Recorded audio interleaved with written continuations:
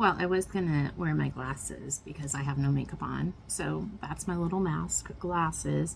But the reflection is crazy with the light I have on behind. So I'll just go sans makeup, I guess, again. All right, so yesterday I had posted about cheating, and I know that raised some questions.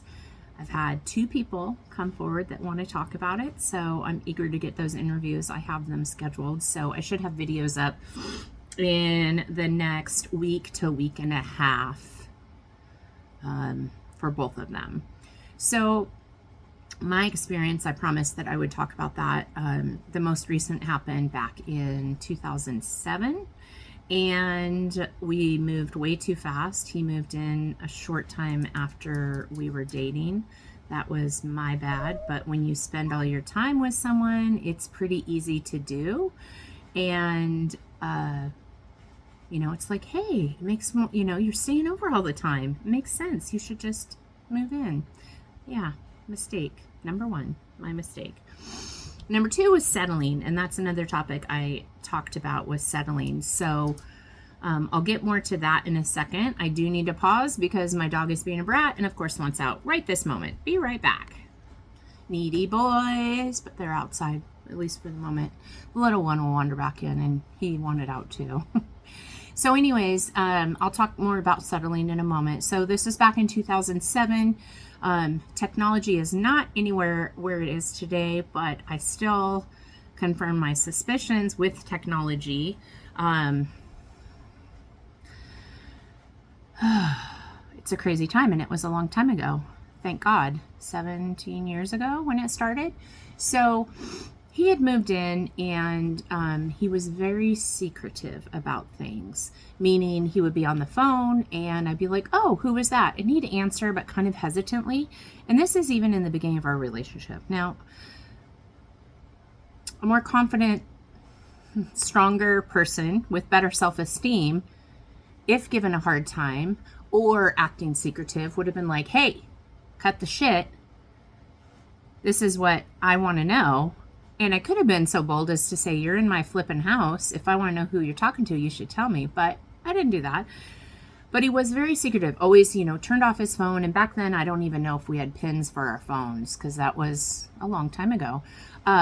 He would always turn his phone, shut his phone off. He would, if he ever got into email on my computer, keep in mind, my work computer, he would always log out of everything. And I'm just a very open person. I'm an open book. You ask me a question, I will tell you. It might not be something you want to hear, although I've learned to not be rude when I answer things, but it might not be something you want to hear as far as really the answer, or, it might be an uncomfortable thing, but it might be uncomfortable for me, but I'm a truth teller. And I learned a long time ago when I was growing up, my stepdad would say, once you lie, because, teenagers lie. It's just what they do, at least my era of teenagers.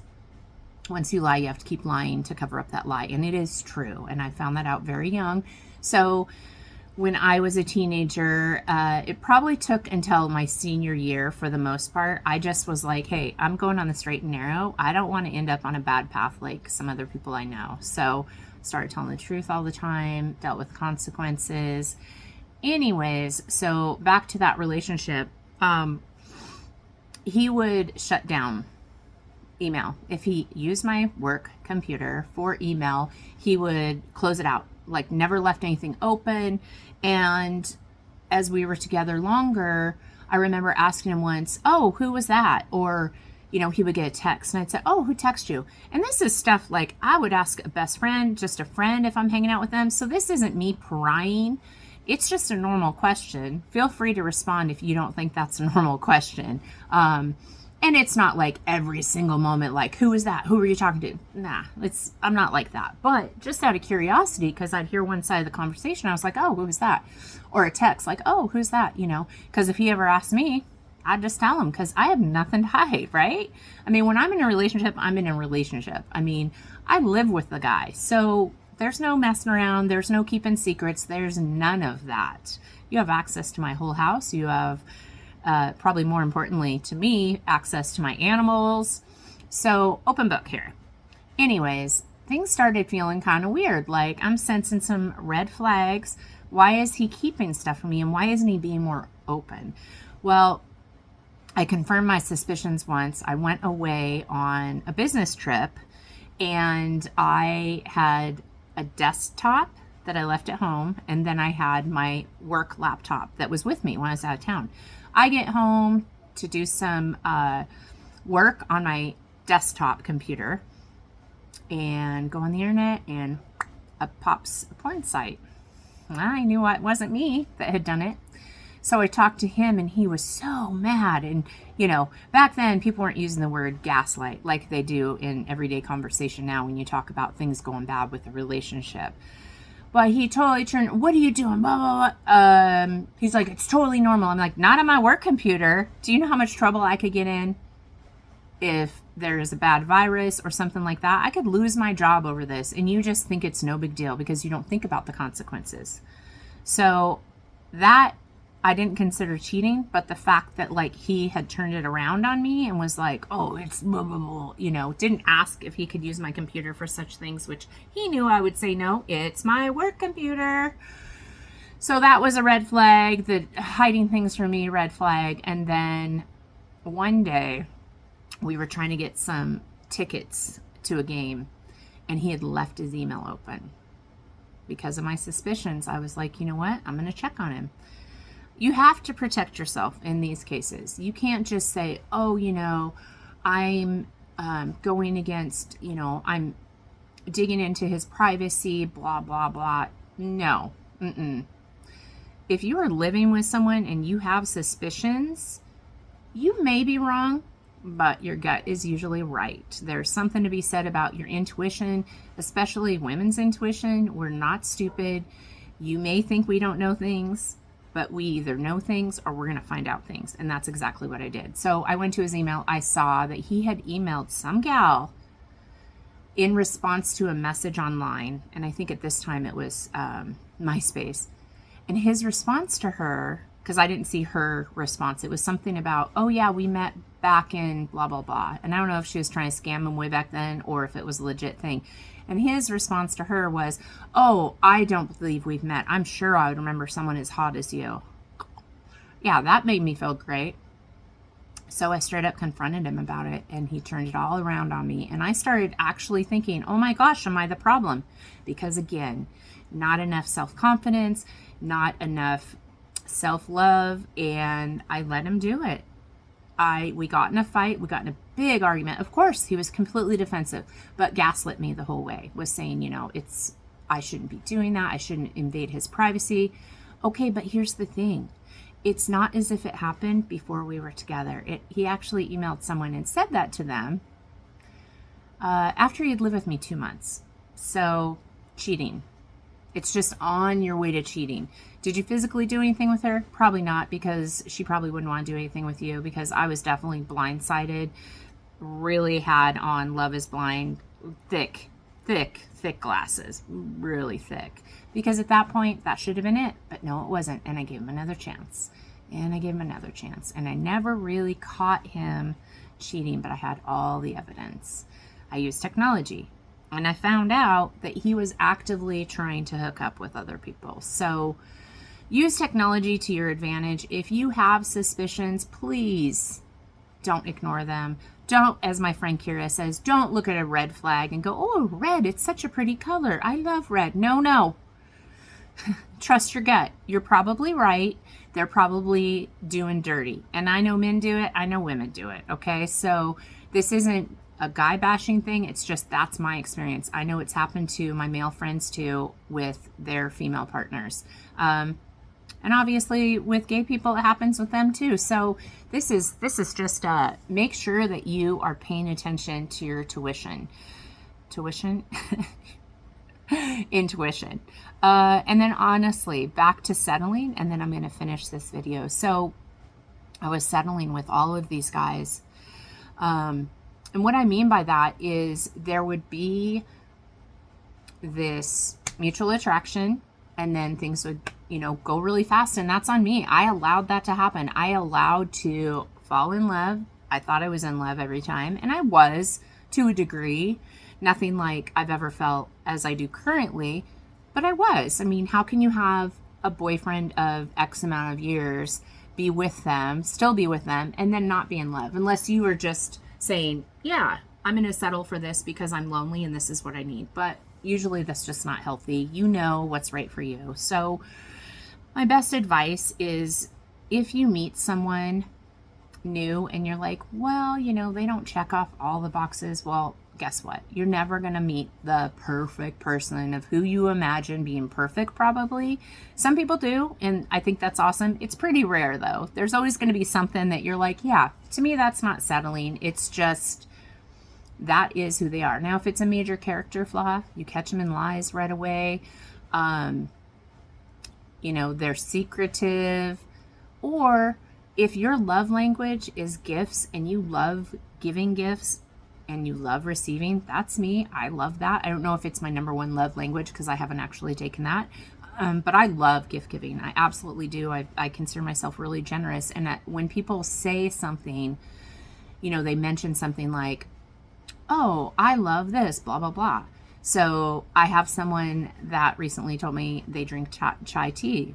All right, cool. I know all about that. So I have a gift I want to give them. It's just simple things like that, That means a lot to me. I don't need someone to give me gifts back because I give it to them. Acknowledgement is very important to me. And I've taken people out for their birthday. I've done things. No, thank you at all, which is crazy. So that's kind of a game changer and a deal breaker for me. So if I decide to be nice enough to do something for you and you can't even say thank you, no, probably relationship's not gonna work out, friendship or otherwise. Have common courtesy, people. Sounds so common, but it's like common sense. It's sometimes not all that common. So finally, if you are in a relationship now and you're like, man, this really bothers me, and you've talked about it and nothing is changing, what are you going to do? Are you just going to settle for the rest of your life? Because I found myself at a point with these failed relationships. That's all I was doing.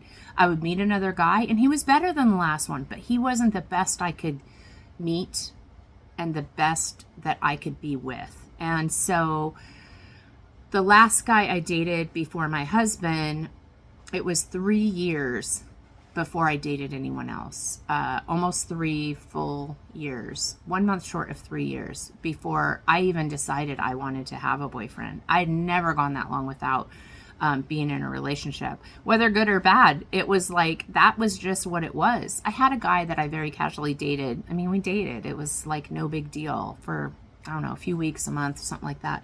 And he had told me, Tara, you're just trying to replace your last boyfriend. And I was like, what are you talking about? We're not in a relationship. We're just dating. We're casual. He was like, no, you are. And so it's always fun when someone tells you what you're doing or how you're feeling. That's great. But I have to give it to him. He was right in a certain degree. I was trying to replace that feeling, that secure feeling that you get when you are in a relationship. But I didn't want it with him. His ego was a little big. But, it took me 2 or 3 years after hanging out with that guy to realize, oh my gosh, actually more like 4 or 5 years after hanging out with him, that I was like, oh my gosh, you know what? There's something to it. But because I am an open book, because I am straightforward, because I say it like it is, that can be very intimidating. I don't do it to be intimidating in a rude way by any means. I just say what I think and I say what I feel. So if I like someone, whether it's casual, a friendship, or otherwise, like, I want to hang out with you. Not every day, not 500 messages in a day, probably not even 5. But, I'm going to let you know I think you're cool. I do that with brand new friends I meet. And I'm like, yeah, let's hang out sometime. I've made friends and they're like, oh yeah, you asked me out on a date. And it's kind of funny because I kind of do. I mean, not a dating, like, romantic thing, but I love hanging out with new people. I love meeting new people. I just like relationships in general. I love networking, all of it. So to recap, don't settle. Really, really do some deep thinking and think, man, do they bring 100% to the relationship? Am I bringing 100% to the relationship? Well, no one can be 100% all the time. And that is one thing I've learned in my many years. you're going to be sick, or you're going to be depressed, or, really stressed out. You can't bring 100%. But is that person coming to you to give 100% when you need them the most? Sometimes you're going to have 100%, but it ebbs and flows. Relationships do that. All relationships, friendships, romantic relationships. So you have to be willing to give the 100%. But if constantly, and this was the thing about me settling, is constantly they're not, whether it was the love they showed me, the financial situation, which I've never been about money. I've never been a material person. But if you find yourself, well, gosh, I'm dating this person and I always have to pay. Sometimes people are okay with that. They want to do that, and that's great. But if you're feeling like, man, I kind of feel taken advantage of, you start getting a little resentful towards them that you're spending all this money, and who knows, maybe they do have a great job and they're just letting you take care of everything. Now, if you want to spend your money when you always go out, great. But are they doing anything to show their love and gratefulness for you? So that's something that I would definitely look out for. So that's it. Don't settle, and really think about that gut feeling. All right, that is it for today, Tuesday Talk. Thank you for tuning in, you guys. Take care of yourselves so you can take care of others.